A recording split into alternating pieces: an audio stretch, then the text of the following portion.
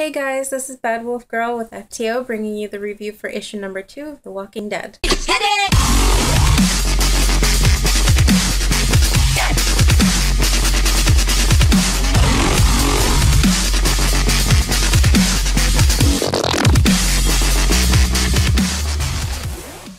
So in this issue, we start off with Rick, and he's run out of gas, and he's at a gas station, and he's trying to pump, but nothing works. Ever since the zombie apocalypse, there's no one to do any services of any kind. So he ditches his car and he goes off on foot, and he comes across this farmhouse, and when he walks up to the farmhouse, he's trying to see if anybody is home. He sees no one around on the outside, so he walks into the house. The house is unlocked, and the scene that he walks into is a very horrific scene. Much like in the show, there's this family, and the father figure of this family has taken care of his family and then taken care of himself, you know. And for those of you guys who have watched the show, understand what I'm talking about when it comes to this issue, because, well, there really isn't any easy way for me to put this. The father figure has essentially just,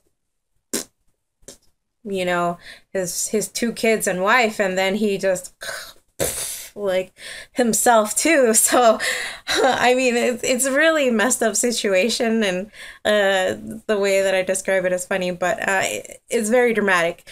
And you know, Carl sees this, and these bodies have been there for quite a while, and you can only imagine the smell that is coming off of the, you know, the decomposing bodies. And so Rick gets really nauseous, and he runs out of the house. And as he runs out of the house, he sees this barn in the back, and he walks into the barn and he finds the horse.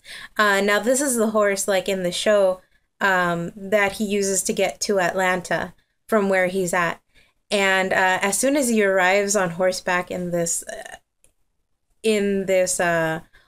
horse, not in the horse, on the horse, you know, he comes across all of these zombies. He comes across like a big wave of zombies, and they're all just shambling about the streets. And they notice him riding in on this horse, and they immediately start attacking the horse. And the horse flips out. And so what ends up happening is that the horse stands up on its hind legs, and Rick falls off. And when Rick falls off, he gets really mad at all of these zombies because they're attacking his horse. And he's like, get off of the horse, and blah, blah, blah. But by the time that he says all of this, the horse is done for. And so, yeah, he's making such a big commotion that a couple of the zombies around him notice him now. And so they try to start attacking him. And while he was at the barn, he picked up an axe. And so he grabs this axe, and he just puts it in the head of this one zombie that was nearest him. And, you know, it goes right into the middle of the forehead. And, you know, this other zombie starts coming after him. And when that happens, Rick gets up really quickly, and he scrambles for the axe, and then he chops off the head of the other zombie, and it's really intense scene. So he runs off, and he runs into this alleyway, and this is where we meet Glenn. And so Glenn is like, hey, over here, come follow me. And then Rick runs off with this stranger, essentially, because I mean, there really isn't any time for them to do the formal introduction handshake type thing. And they climb up this fire escape, and they're on the top of this rooftop when Glenn all of a sudden turns into a ninja warrior, for any of you guys who get that reference. And so he turns into this ninja warrior, and he jumps from one rooftop to the other rooftop of a building right next to them. And he turns over to Rick, and he's like, come on, follow me. And Rick is like, I can't. And Glenn is like, do it, because there is no other way for us to get out of the city unless you jump onto this roof. And so Rick takes that leap of faith, and he just barely catches on to the edge of the other building.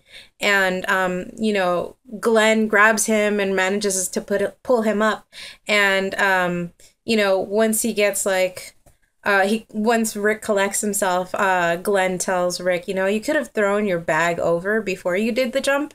And Rick gives him this look like, so now you fucking tell me? Like, you couldn't have told me that before I jumped? But in all honesty, it's not like Glenn has a lot of time for him to work out all the details in his head.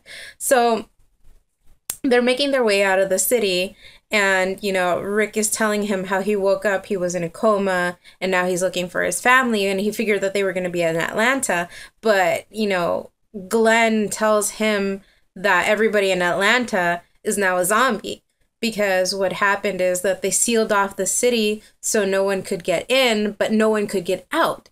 So when the zombie virus started spreading throughout the inside of the city, it just domino effect. You know, everybody turned into a zombie. And so, you know, that weighs heavy on Rick, because he's like, well, either my family is now, you know, part of the undead, or I have no idea where they are. And if I have no idea where they are, then I've essentially lost my family forever. And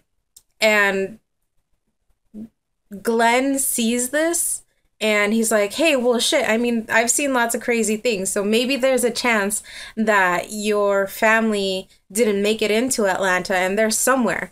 And Rick is like, yeah, but if they're somewhere, I don't know where is. So, you know, then they get to the survivor camp that Glenn was telling Rick about.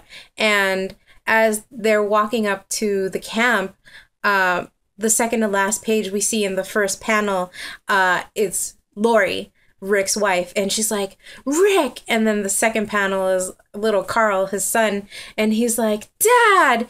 And so in the last page, we see them embracing, and, you know, it's all very heartwarming, and I'm like, oh my gosh, and it's so quick.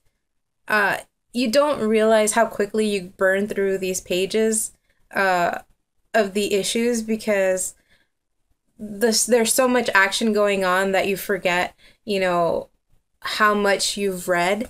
But when I saw that, I was like, what now? Like, he's found his family, so where does the story go from here? Like, I really didn't understand why it was that they had him find his family in the first issue, but, you know, I just gave it the benefit of the doubt, and I kept reading, and I was not disappointed. So that brings me to the end of this review for the second issue of The Walking Dead, and I hope you guys really enjoyed it. It's the first video that I do, and I'm really working on getting all the details out and trying to be a little bit less awkward, although I'm pretty sure that's not ever gonna happen. I'm a very awkward type person, as you can tell. But I hope you guys enjoyed it once again, and I hope that I can bring you more of these. And if there are any questions or comments about me, about the issues that I'm reviewing, or if there may be any suggestions that you guys want to make on other things for me to read, I'm definitely open to all of that. And if there are any questions about the stuff that's behind me, I'm also definitely open to answering any of those types of questions. So thank you again, guys, for watching very first video, and I hope that I can bring you more.